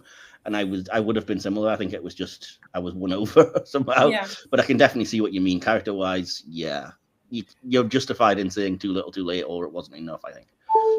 I side with that as well, where it's like, I could totally get behind that. I understand. Yeah, exactly. Yeah. Even though I will push back against the whole raw Picard thing. Anyway. So, Rune, what about you? What did you make of the way the new characters interact with the legacy characters? And is there any standouts in the newer Picard cast now that you've briefly seen them in this one episode? Well, Jordan's talking about Shaw, and I agree. I did not like Shaw. I do like the actor playing Shaw, though. I think that's what got me, is that I just like Todd Stashwick. Yeah, I think just the way he is doing it is very endearing in a way, but the character itself is just like, what a dick. Yeah. So maybe that's the same for you. Let's see, who else did we have that was new? We talked about like Sydney LaForge, Jack Crusher. Yeah. Random characters like that. And I said I loved the way that Ashley Sharp Chestnut acts like the discomfort, for want of a better word, the severe discomfort and the vomiting when she sees like her own corpse. I was just thinking about that. Like, I thought that was really like, what a nice little touch to put in there. Just like, how would you respond if you saw yourself dead? Yeah, exactly. And it's just that. I always love the kind of like, yep, it's a natural human reaction, and I probably would exactly do that. Right. I mean, how wild would that be? But I've enjoyed the characters and like seeing the lines of these original characters, like their kids coming in and stuff. That's really kind of cool to me. Yeah, that's fair enough. Yeah. I think we've kind of handled a lot about the writing and the plot, and we've talked a bit about the acting. Let's see. So, is there anything else actor-wise before I move us quickly along? Is there any other actors that you kind of wanted to shout out or give kudos to? We talked a lot more about the new ones. Is there any sort of legacy performers who stand out? I've heard a lot of praise for Jonathan Frakes this season. Not that he's got much to do in this particular episode, but let's start there. Something I do. Sorry, Rune, you were saying. Sorry, Michael Dorn. I just like. I said yes, absolutely. I think you'd taken a bit of a break at that point, but I said like Raffi and Worf are just so good, and I would watch. They really are. What a great team. But just Michael Dorn in that character, like, it's peak. So good. I totally fell for it when you like the fake out death thing, because I knew going in, like, Worf has always said that he wanted to die in combat. So I was like, I thought there was a very strong possibility that might be what we see happen to Worf in this season. So I was like, you got me. And that. Sort of I will say, whilst we're on the subject of nitpicking, and I think I mentioned it during our Picard series review, so sorry if you've already heard that, but I love 90% of Worf, except at the end of the season when they're all just like, we're family, and Sydney and Olandra are our family, and Jack's our family, and I'm like, does Worf remember he's got a son? At any point, is he going to bring this up? Like, and I also happen to have family, you know? But yeah, instead he made a threesome joke and fell asleep. So I guess that was something. Yeah. Spoilers for the finale. But yeah, no, I loved Worf and Raffi, and yeah, I can't really think anyone else in this episode. I thought Patrick Stewart's acting was incredible, even though I didn't agree with him for the majority, but I really was I was so touched and so emotional at the very end with the complete turnaround. And when he says, you know, he's actually listened to everything Rose said and he finally sees her for what she is. I was heartbroken at that. And I thought that was such a really good moment because it was at her kind of heroic sacrifice moment, even though I don't believe that you know, that actually happened. Yeah. So yeah, anything that you wanted to shout out, Jordan? Not that no, I think we've covered. I mean, Beverly Crusher is amazing always. And so I love when she goes into like scientist, I need to figure things out mode. Yeah, I was gonna say that's the subtlest of moments, but during that scene when I was talking about Sydney like vomiting all over the floor, there's just such like dry humor from Beverly when she says, first of all, oh, can you just confirm that this is, you know, the changing that was imitating you or whatever, and she vomits, and Crusher's like, I'm taking that as a yes. Yeah, that's so funny. And it's fun seeing Dr. Crusher work with, I can't remember her name, the doctor on the Titan, because they'd kind of butted heads a couple episodes prior, which I loved when that happened, and so I like seeing them working together. I just didn't. Again, this is such a weird thing, and it's not specific to this episode, but I didn't love the idea that Crusher had kept Jack from Picard all those years. It didn't really feel in character, and it seems overly mean, to be perfectly honest, and kind of like, yeah, I don't know how much I like that. But yes, I love Crusher generally, and she's not bad in the season. She's pretty good throughout, but like I said, the whole Jack thing was such a stupid blooming contrivance for me anyway, that the way you get around it is like, I didn't want to believe that she hadn't seen anybody for like 20 odd years and she'd kept a kid from Picard. Nobody knew he existed and stuff. And I don't know. It just felt weird to me. But again, when she's actually with the rest of them, it's really emotional and very good. Anyway, sorry, I keep interrupting you. So did you have anything else you wanted to add, Jordan? No, sorry. I don't. Okay. That was basically it. Cool. Anyone else for any acting or writing incidents that we wanted to talk about? We will get a chance to give our favorite character moment and line at the end, by the way, so we can always chuck that into there as well. Cool. Right. Well, I'll take that as a no, and I'll move to the direction. Not that there's much to say, except that I can tell you that this was directed by Dan Liu. And I haven't written very much except that I think the action in the episode is really good. The Worf Raffi combat is very well done, and I know that's difficult to kind of pull off. But like you, I was kind of on the edge of my seat, and I didn't necessarily know how it ended and how it would end. Or like when you go into main cast members fighting, there's often such a sense of like, we know they're going to be fine. But I didn't really get that here, and it sort of came off quite visceral.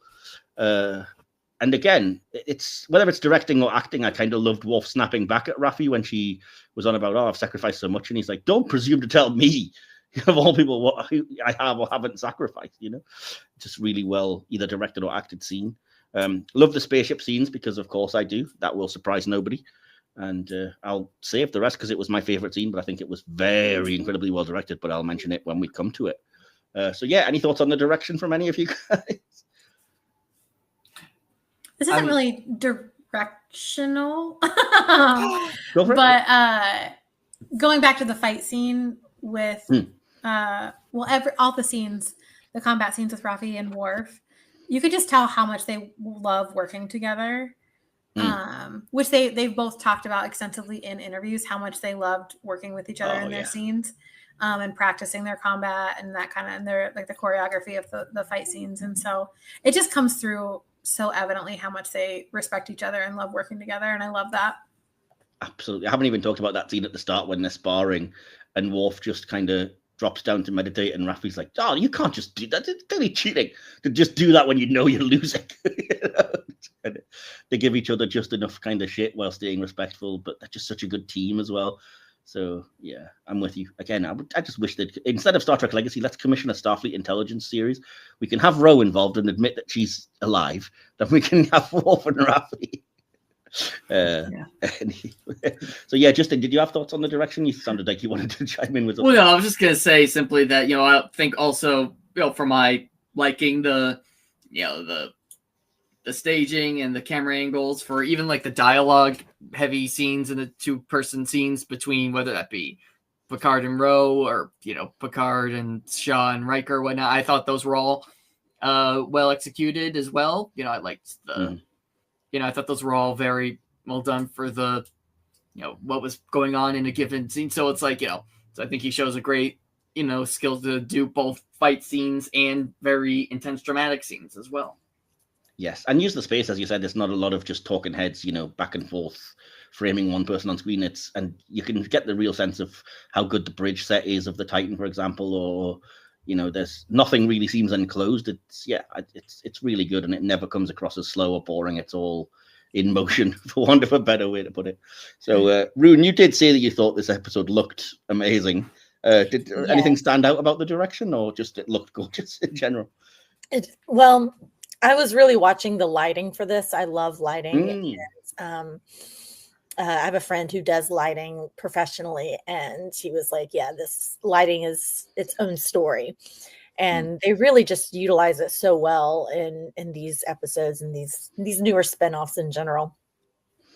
But yeah, I was just really admiring the way that the lighting gives it such depth and texture in a really nice way that the original series did not have the ability to do.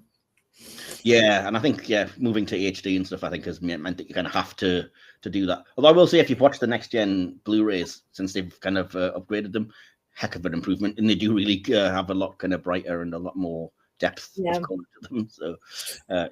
So before I move on, I kind of wanted to get your opinion, Rune, because we kind of went over it, but so you obviously have watched Ensign Row and Preemptive Strike. Did you think the same as me? Like, how does this episode connect to Preemptive Strike? Do you think it redeems any of that at all? Does it make it better or retroactively worse? I don't think it makes it better. I think we talked about how Picard was kind of really just such a dick in that episode, and then they carried it over really well. I'll give them that. He continued to be a bit of a dick about the whole thing. I'm glad that he came around to it and became the Picard that we all know and love in his reaction to everything. But yeah, and then the way that their whole interaction ended and that connection was like a nice little treat at the end. But yeah, I don't think it helped. I think it just solidified more that he was such an asshole to her in that first episode, or that Preemptive Strike episode. Okay. Unlike Jordan, then, did you get the sense that it was redeemed by the end at least, or were you still kind of like, no, it's not enough? I still think it was so out of character for him, but I'm glad that it was written in such a way that he seems redeemable from it.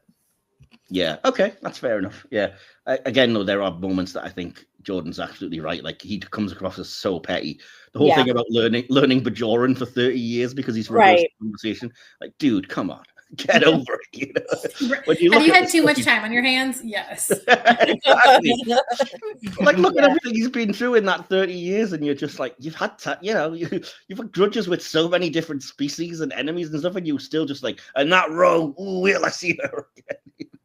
Get over it. It's very petty.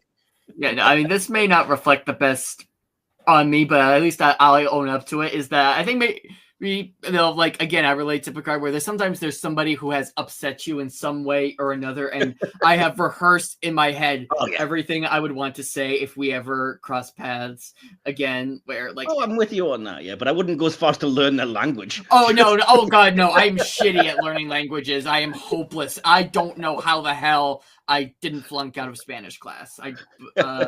So that is maybe uncomfortably far-reaching level of pettiness, especially for Picard. But Yeah. One other thing I didn't mention, by the way, I did love that Picard at least brings up, do you remember Guinan to Ro? Because we all that watched Ensign Ro really loved that relationship, and the fact that Guinan was the only one that really gave Ro the time of day at first, and was the only one that acted not like a complete asshole in that episode. Really, yeah. Well, that's how they spent together as kids. No. Well, yeah, exactly. I really wish I'd put that episode on to be reviewed. Maybe another time. Too. It's such a good episode. Rascals, isn't it? Yeah. Sign me up for that one if you ever do it. I'll have to come up with an excuse to do it because, yeah. I think I've got the theme for next season and I wouldn't fit into there, unfortunately. Off topic, but yeah, so moving to the VFX production design, because I do have some kind of nerdy things to say about that. First of all, obviously I love the Titan A, the Constitution 3 class. You know, I think it looks great. I've got the model because, of course, I do. But we also see the USS Intrepid in this episode, which I can tell you is a Duderstadt class ship, which was named for, I think, the late wife of the person that designed it. It may have been Doug Drexler. I'm not 100% sure on that, so don't quote me. But yeah, it is based on a design by Bill Krause, who you can watch us interviewing on this very channel, which he did that was called the Wasp, the USS Wasp, because it has a kind of a deflector that points forward like a stinger. So it was kind of a futuristic adaptation of that. And it was because the brief from either Terry Matalas or the writer of the episode was that they wanted a ship that looks angry, so that when shit hits the fan, it can turn to look at the Enterprise and the Titan, and you can just get the sense of, oh crap, it looks really scary. And I think it works. It kind of does look like, oh dear, it's turning towards us and it looks pissed. So, yeah, I'm here for all of the ships, and I do love that design with the kind of, like I said, the drive section that's only connected at the back, so it comes off like a stinger kind of thing. It was really cool. And yeah, because this is the first time we've talked about season 3 of Picard, I love that they reinstalled or kind of went back to the Okudograms and the LCARS displays and things within the ships. I think the bridge of the Titan looks so gorgeous, even though it still has that freaking bridge window that every ship after Star Trek 09 seems to have, which I absolutely hate. It's so stupid. Although it does give them a way to kill Vadic in the end, I guess, so fine. Yeah. So yeah, did you guys have any thoughts on the ships or the production design or VFX? And yeah, Justin, I'll come to you first. Yeah, I will say this is probably a matter of personal taste, but what you said about the ship looking angry, that might explain why I didn't take to it, because I just, generally speaking, am not one for angry things, angry people, like angry sounding songs or anything like that. So that's probably why I saw it and I was just like, and to me it looked like the deflector was almost just kind of like someone went, oh crap, this ship needed a deflector, just like attached one. So so that's just, again, purely a taste thing. You know, like I don't like please, if you're Bill Krause, if you're listening to this, please, don't think I'm like, love your work, just, you know, but obviously it's a matter of taste. Well, the Wasp looks different to the Intrepid because it's a kind of 25th century advance of that thing. You may prefer the Wasp if you ever saw it, but yeah, I can share a picture of the Intrepid because I happen to have it here, because it was on the hit or miss section, but we didn't get to it. Nobody picked it. Oh, so. Yeah. Oh, I should have. Which number was that? Oh, I have no idea. Let me scroll. That would have been number 6. Oh, I should have said, damn, I should have said 6 instead. Yeah, because looking at it now, for me, that just kind of looks like the design, and someone went, again, oh crap, we forgot the deflector dish. It does look a bit like it's hanging off. Like, you know, like there was an extra strut at the front that somebody's just sliced through. The ship has like some sort of like botched circumcision or something like that, you know. Oh, you have to lower the tone every time. Hey, I've been on here twice before. You know what you're signing up for at this point. You're not wrong. So what about you, Jordan? Do you have any thoughts on the VFX production design, the ships in question, anything like that? No, not really. No? Well, no, no, nothing that I think we haven't already talked about. I mean, I do like the uniforms a lot. But I don't have like more to say about the uniforms than that, just that I like them. Okay. Yeah. Okay. That's fair enough. And what about you then, Jordan? No, sorry, Rune. Sorry. Wow. I'm your favorite even. I'm multitasking and I cannot do that. Again, the lighting is amazing to me. I really enjoy the cinematography in this episode, and I agree that ship did look scary and mad.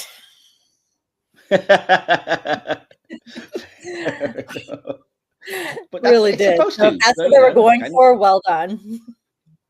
Yeah. Incidentally, it was Bill Krause that designed what ended up being the Titan A/Enterprise G as well, which was a Shangri-La, I think was the name of that originally. I'm not going to look that up. You can Google that for yourselves. Yeah. Awesome. So, with that done then, I'm going to move us along if we don't have anything else to add about VFX production design now. Nope. Well, in that case, the next thing would be to see what our audience thought of the episode. I always put the prompt out on social media to ask, what are your thoughts? Did you like it? What didn't you like, etc. And so we'll open our subspace communications. Incoming transmission.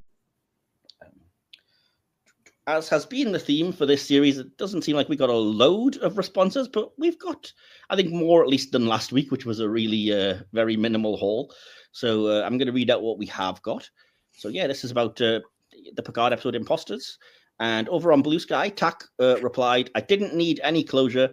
My biggest issue isn't about Rose's return, as forced as it was, just that it didn't work for the story of the episode. The paranoia over whether she's a shapeshifter falls flat when Picard doesn't trust her either way. Okay, I don't fully agree, but I get the point. On the Facebook group Star Trek VIP Nerd Lounge, Kale Clayton says, it was sad that she sacrificed herself. I can understand why she joined the Maquis as well. Nita at Sci-Fi Queens, who's been on a few times. Hi, Nita. I think it allowed Ro to be who she really was. She was a rebel for her people, and this was sort of her being a rebel for the Federation, so kind of defending her ultimate fate. Thomas Labanek, who's been on again. Tommy, hi. I thought it was good, especially the back and forth between Ro and Picard. John Adams, who's also been on multiple times this season, commented on Instagram, 4 stars out of 5, excellent direction by my friend Dan. Oh, I didn't know you knew Dan, but cool. A tragic and emotional goodbye was beautifully handled by Patrick Stewart and Michelle Forbes. On Discord, Frank Fury 74 simply says 4.5 out of 5. From the Star Trek family group, the Star Trek author Greg Cox says, I'm glad we finally got some closure there. I completely agree. Star Trek Wholesome posting group on Facebook. Andre Bennett says, I liked it. I was shocked because I thought she'd been killed off screen with all the other Maquis. Same. Jason Knowles says, I thought it was an awesome appearance. Never would have guessed she'd be back. Picard was certainly affected by seeing her again, and their interactions were some of the best dialogue in season 3. Again, strong agree. And this was the one I was talking about. Andrew S. Balfour says, the worst thing that can happen to a beloved recurring or guest character is an appearance in Picard. R.I.P. Icheb, Maddox, Hugh, Ro, and Shelby. I'm so glad that show isn't around to kill anyone else. Tell us what you really think. But yeah, I mean, fair. it did kind of get a bit bloodthirsty there. So with that out of the way, then we'll move to the next bit, and we'll just basically be wrapping things up. We're going to start with our favorite character, moment, and line. We may as well go through them all in a row together. So Justin, again, you're the new guest, so I'll come to you first. Do you have a favorite character, moment, and line in this? Favorite character, moment, and or line. Oh boy, character. I would just say, yeah, for sure. I think I'd say maybe probably that character moment between Picard and Ro in the holodeck, because like I said, it's very economic in how it both like making sure, like, one is like, are either of you a changeling? How can I trust you? While also letting a lot of, things that had not been said for 30 years finally getting said. It's very economic storytelling. And and also my favorite line, I think maybe just again that thing about your least favorite actor, but still that line about crime in a utopia, but still because that was like the one line that made me go, wait, let me hear that again. Because okay, that's cool. That makes sense. Did you give a favorite character? Or I thought I'd give a favorite character or like favorite character in the episode. Oh, jeez. I don't. Sorry. Like a favorite because wasn't supposed to stop you. Yeah, I know. Like, no, it's fine, but because like they all have like moments that made me go like, oh, I like that. Oh, I like that. Oh, I like that. Like I'm spoiled for choice, so it's a good problem to have. Okay. Well, if you want to make it like a 6-way tie, I guess. Yeah, can I just say that the winner is everyone who just steps foot on the Titan? Sure. I mean, why not? It's my podcast. I can do what I like. Okay, thank you. Yeah, thank you for bending the rules to curtail my favor. I appreciate it. You're a good host. Yes, that's fine. Okay. Right. So what about, Rune, we'll come to you next then. Did you have a favorite character moment and line? Favorite character moment was when Ro and Picard were standing in the corridor and she passes him her earring and she's crying and they have that like little moment right there and then she has to wipe the tears and turn around and walk away. That was it. She fully knew they were changelings as well, I reckon. She knew what she was doing. Yeah. So that was your favorite moment. Do you have a favorite character and a favorite line as well? Favorite character would be Worf. I wrote down 3 favorite lines, but okay. Wow. Okay. Do you want all 3? Yeah, why not? Sure. Okay. So towards the very beginning of the episode, Picard goes, "Those were the days when they were." Those were the days. Oh yeah. Those were the days. It's just like, oh, that's cute. And then between Picard and Ro, you broke my heart and you broke mine. Yes, I did bring on a boy because I just love the way that it's ended. If that pain proves anything, it's exactly. And then I think it's Ro's like last line probably was, "I'm giving you what you gave me all those years ago, a fighting chance." Yes, even though it's not strictly true, but yes. Okay, fair enough. Cool. Did you say a favorite character? I did. I said it was Worf. Worf, that's right. Yes, sorry. My memory is literally worse than yours, like a goldfish. I know. You're giving me shit about it, but okay. Exactly, yeah. Well, Jordan, we'll come to you then for your favorite character, your favorite moment or scene, and your favorite line.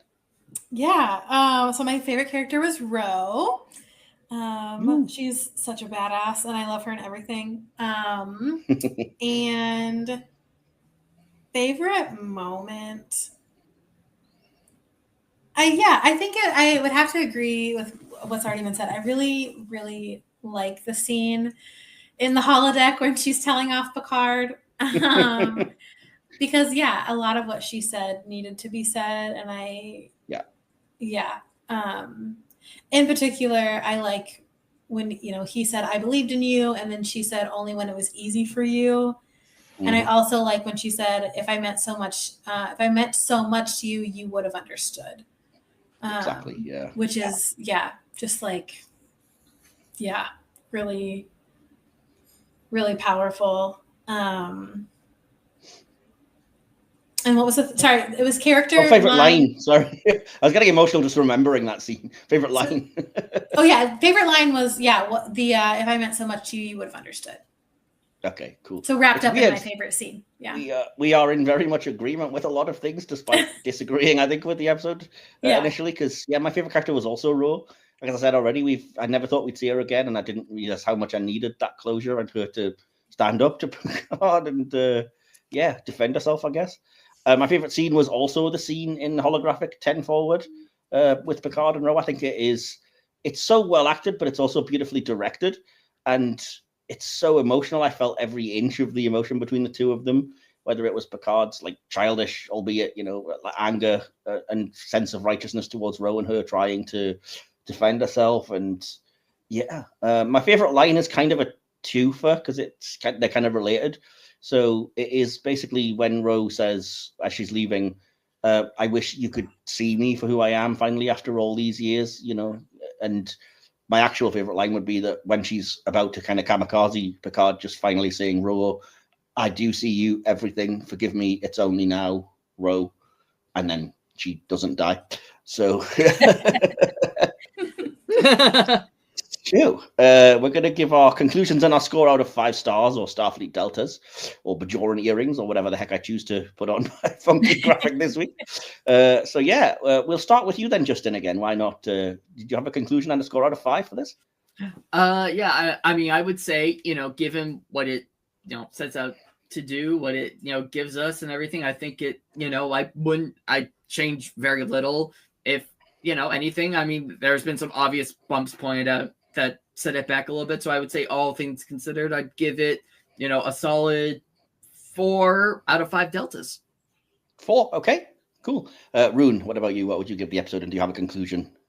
I thought it was really beautifully shot, really beautifully acted. Got a lot of closure with Ro and all that. So, sorry.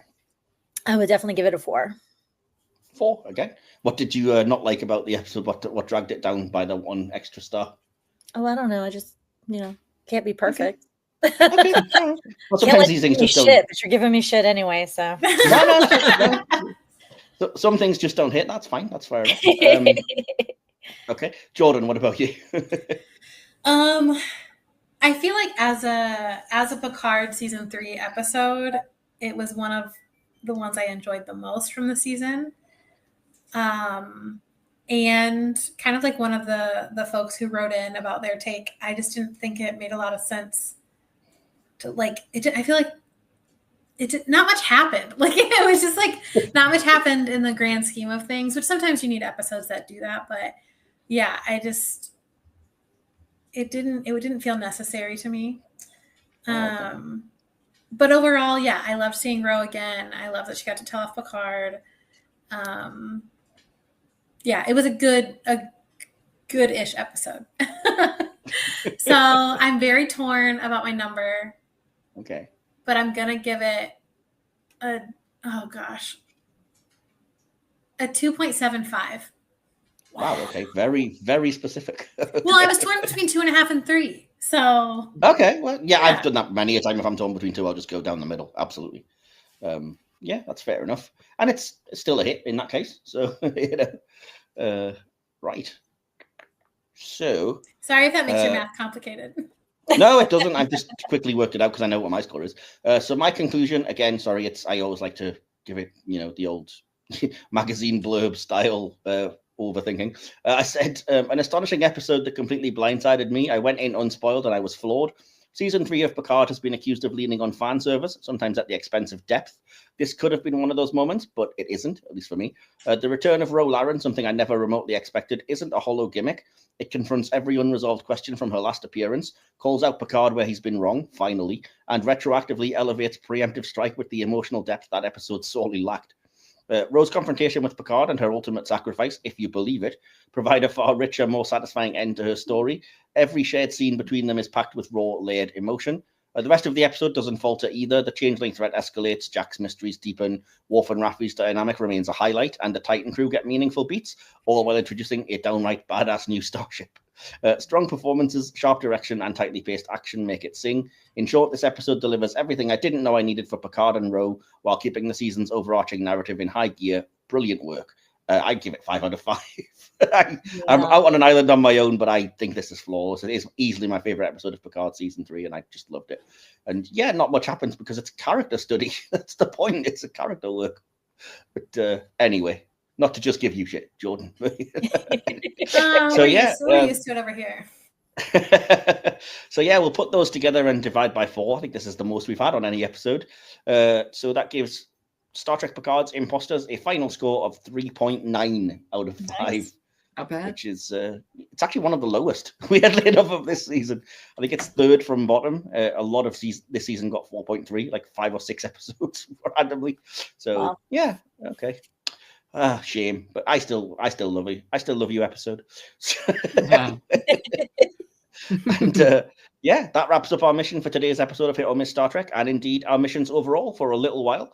We've navigated the tricky waters of Cardassian Bajoran relations, explored Ro Laren's journey, and debated what really makes or breaks a Star Trek episode.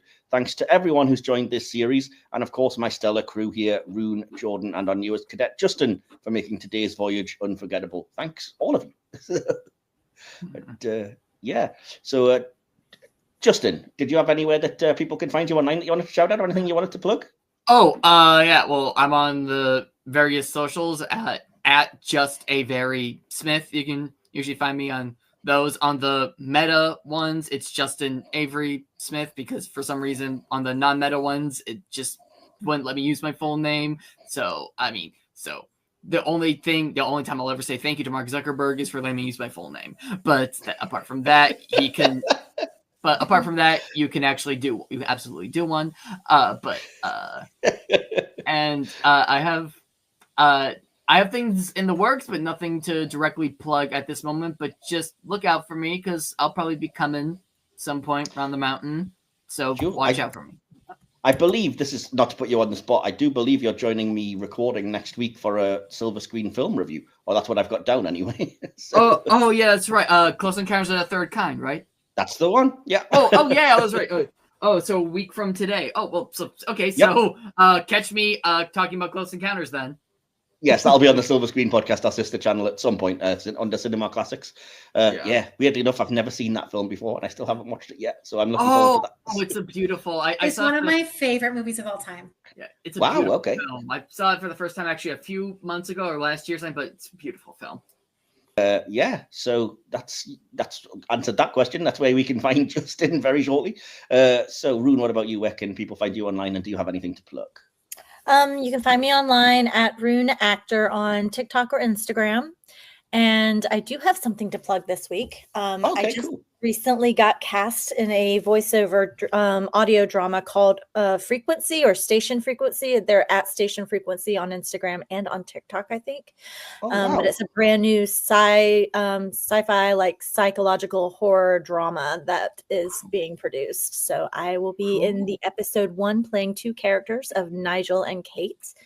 And then if you happen to be in the Charleston area, I will be doing a fun musical protest in November with a group of people here. What could you possibly have to protest? What could we possibly?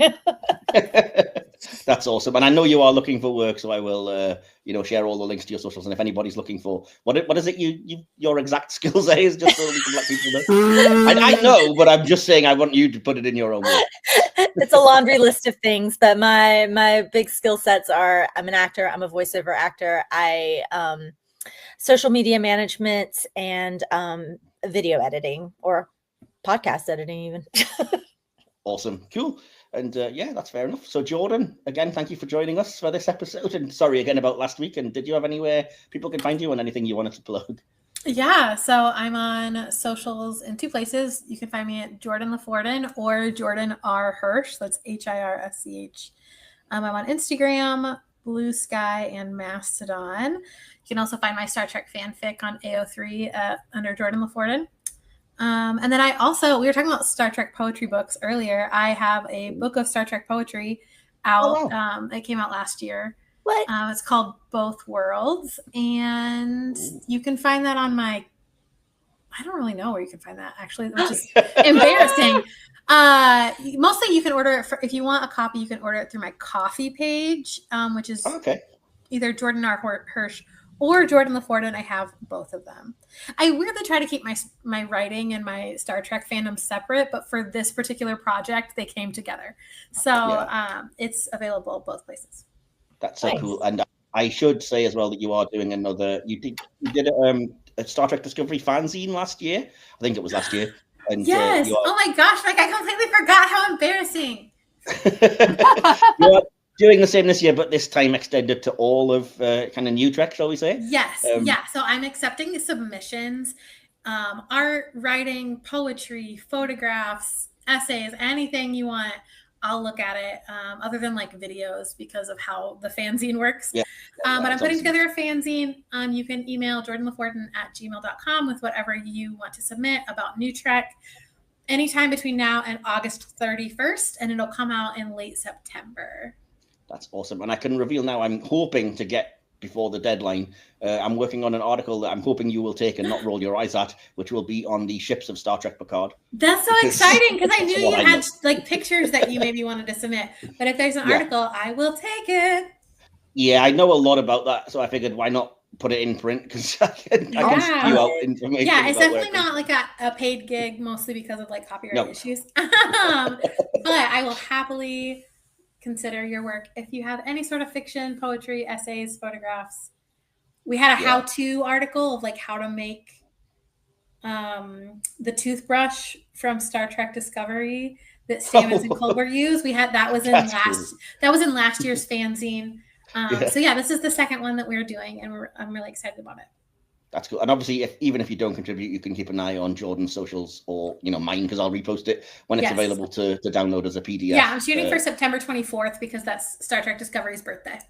Ah, cool. Okay, cool. So lots to look out for there. And in the meantime, if you enjoyed our journey, don't forget to like, subscribe, and share with your fellow Starfleet officers. And as always, we do want to hear from you, your thoughts, your hot takes, your triple-sized grievances. Reach out on socials, send us a message in a bottle, or just engage at warp speed. Links to where you can find us are always in the link tree listed in the episode's description, or they appear on screen during our regular outro at the end of each episode. We will be back at the end of next month to round up our Bajoran and Cardassian series with one last episode review, and it's a big one as we welcome a shuttle full of guests, Nita, Rick, and Justin, to debate leadership styles, outstanding performances, and exact numbers of lights. Yes, we couldn't not look at the next Gen 2-parter Chain of Command, really, now could we? So yeah, until then, keep your shields up, your phasers set to stun, and may your adventures always be boldly going where no one has gone before. This is Admiral Mike signing off for now, but always remember, we are Starfleet. Live long and prosper. Live long and prosper. You have been listening to the Hit or Miss Star Trek podcast, part of the Hit or Miss Who Trek channel. Hit or Miss Star Trek is hosted by Mike Wilson, scripted, produced, and edited by Mike Wilson, based on an idea by Mike Wilson and Will Templar. Follow us on YouTube, your podcatcher of choice, and our social media. Links to all of these can be found by clicking on the link tree in the episode descriptions. This podcast is a Media Matters original production. Don't forget to like, subscribe, and share this podcast throughout subspace. We'll be back for another thrilling trek through the stars soon, but for now, hailing frequencies closed. Try to warp out of here at once, maximum speed.